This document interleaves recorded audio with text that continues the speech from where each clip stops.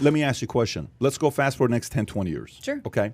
How many more presidents or Congress or Senate or governor or whatever we're going to have that's going to come up with bad policies? What is the likelihood of more shitty policies over the next 2 decades? 105%. Yeah, I mean, both parties, when they're in power, spend like drunken sailors. So this is not a Republican-Democratic thing. No. There is bad policies coming near future, even more. And yes or no? That's why you're seeing the rise of the middle. And the more AOC gets power, the more likelihood is in the next 20 years a socialist is going to become a president. I think that the middle is going to rise. I think that Virginia taught the country something about the silent majority that lives in the middle of this country. No problem. But walking on eggshells and being afraid to voice your opinion about what you feel and, being concerned about defending some of Trump's policies, not necessarily Trump saying that Trump policy was actually good policy. You're so nervous that around your friends and peers, you end up, giving them more of a argument. But this is the point I'm trying to make to you. I think the midterms are going to be a biblical bloodbath. I think Obama's record is going to be broken, 63 seats, whatever. It's going to be. I think Americans are up to here with AOC and progressives. Here's my point to you. This is where I'm going with this. I come from a place of, I think bad policies are coming.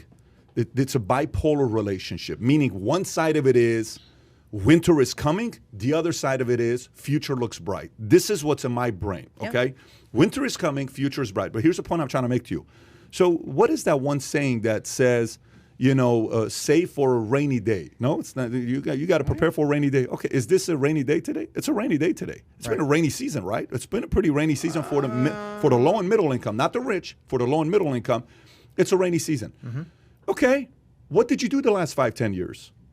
What did you do the last 5, 10 years, 15 years? So how about Buffett right now that's sitting on $140 billion of cash and everybody's calling him an idiot and he's sitting there for 140? Why do you think he's sitting on cash? What do you think he's expecting to happen? You think he's a dummy? Like you think he's lost it? So the point I'm trying to make is fully agree this whole printing stuff they keep doing. I keep making more money, Danielle. I'm the richest I've ever been in my life. The more money they print, the more money I make. But the principles, values and principles are evergreen principles. We can't get away from that. Look, coming into the pandemic, the vast majority of Americans who made $75,000 or more had no savings. What does that tell you? What does that tell you? No cushion, no rainy day. That they're living like you were living when you were making $36,000. That's scary to me, though. It is scary. So guess what? $75,000 of income, and you can't find 20% of it to set aside for debt and savings. Let me ask you a question, Danielle. If you were in charge of banking, okay? If you were in charge of banking, if you're in charge of banking, let's talk about this. I'm actually curious to know what you say. What would you not do? Meaning, I want to buy a house. I make $75,000. I make $100,000. I make $150,000. I make $200,000. Pick the number. I'm not a millionaire, but I'm making anywhere between $80,000 to $250,000 a year. You qualify to buy a house. I qualify to buy a house. No matter how much income I make, what if you were in charge of banking, what would you expect my minimum down payment to be on a house? 20%. 20%. What do you think? Well, you can qualify for 3% these days. See, 3.5 is FHA. Adam, for once, listen to my question. Okay. How much if you are in charge, not you could qualify for 3%. If you ran banking, what would you want the minimum to be across the board? For whatever reason, 20% is the de facto answer. Well, is because that the exact number that you need to have? 20% typically exemplifies a loan that's not going to go bad. Okay. And if you and it's loan to What's value. What's the bank doing today? What's the bank doing today? What are they financing a $720,000 loan for today? Is it 20% down payment? Or is it 10%? Is it 5%? You are actually. You have a lot of options. No, you right now in America we have record levels of home equity that's been built up. Which means what? Which means what is a down payment? If I want to buy a house today, what is the expected down payment from me today? It's expected to be 20%, and I think that's low. And that you think that's low? I think that's low. Yes, I think that's low. Let me explain why that's low. Listen. When I bought my first house, I did a story on Denver Post, and this was like a cover story type of deal. I remember that story. Why you rent? I'm like, here's how much money I make. Here's how much money I got. Here's what, and I'm renting, and here's why, okay? What are you talking about, real estate people, my friends who were realtors? What kind of an article is that? You're hurting our business. So that's what I believe in. I don't think you should buy a house if you can only afford to put 10 or 20% down payment. I think you should buy a house if you can put 50% down, but you only put 25. I think this whole idea of trying to do financing of 5-10%. So what does that do to you? Here's what it does.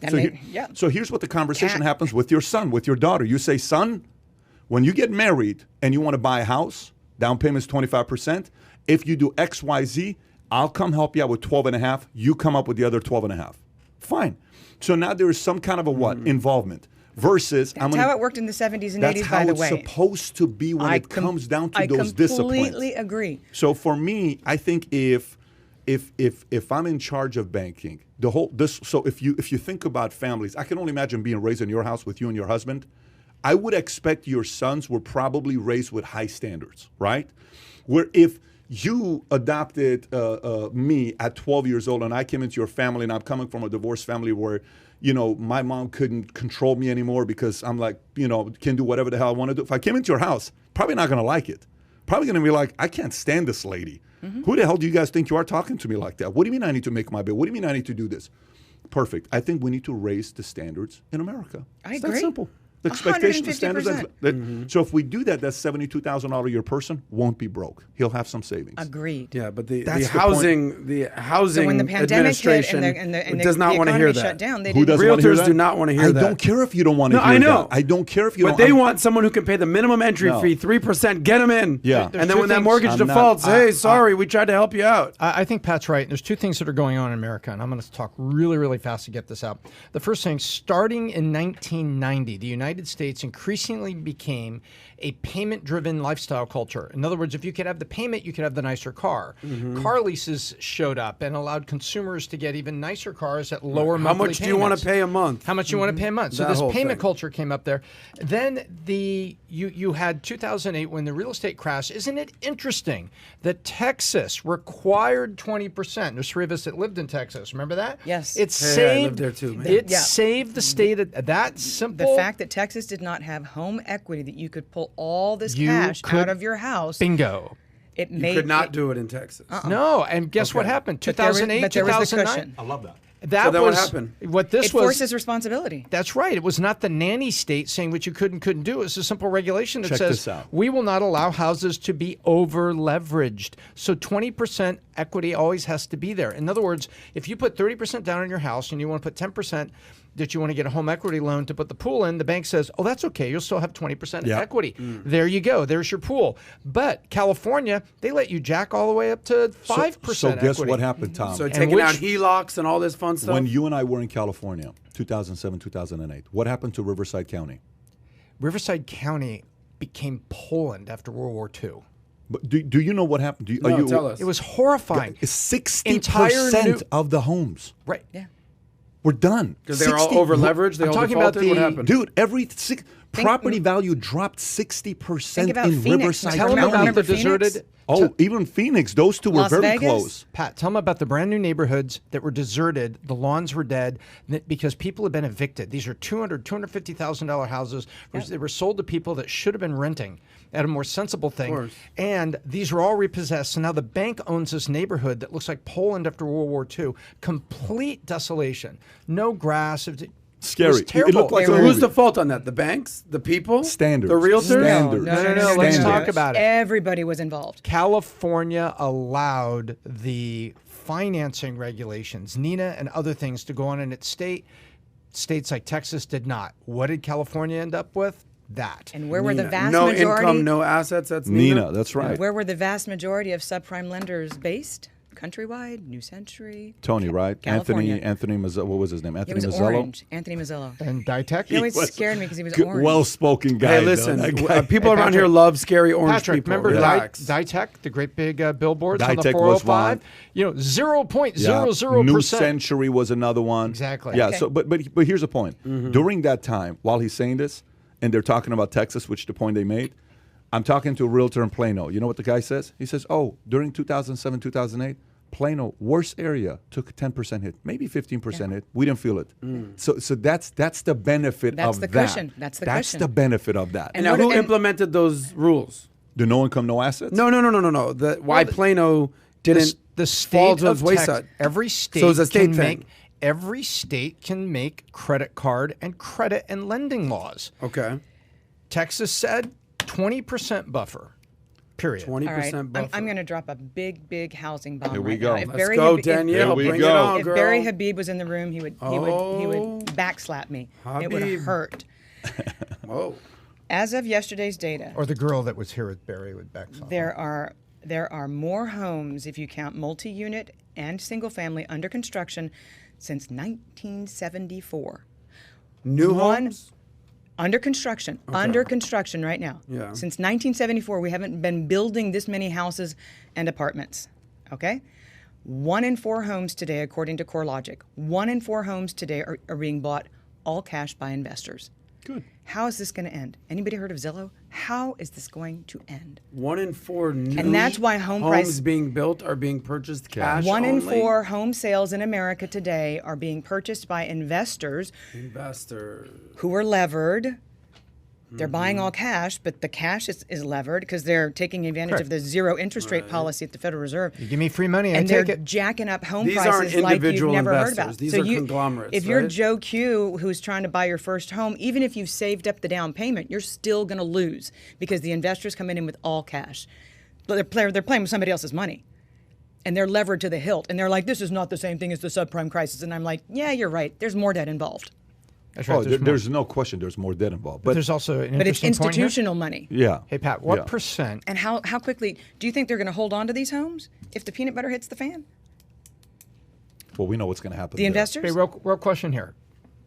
Instapoll, what percent of the total housing in America is owned by the top 10%? What percent of What percent of the total housing in America is owned by the top 10%? I'm going to have to write this down. I'm the going to learn total something. housing wealth? No. What percent of all the homes Correct. of total housing in America is owned by the top 10%? I'm going to say 70%. 45%. Okay. And it's moving like 7% a year. So guess what? If In the they're- last 2 years?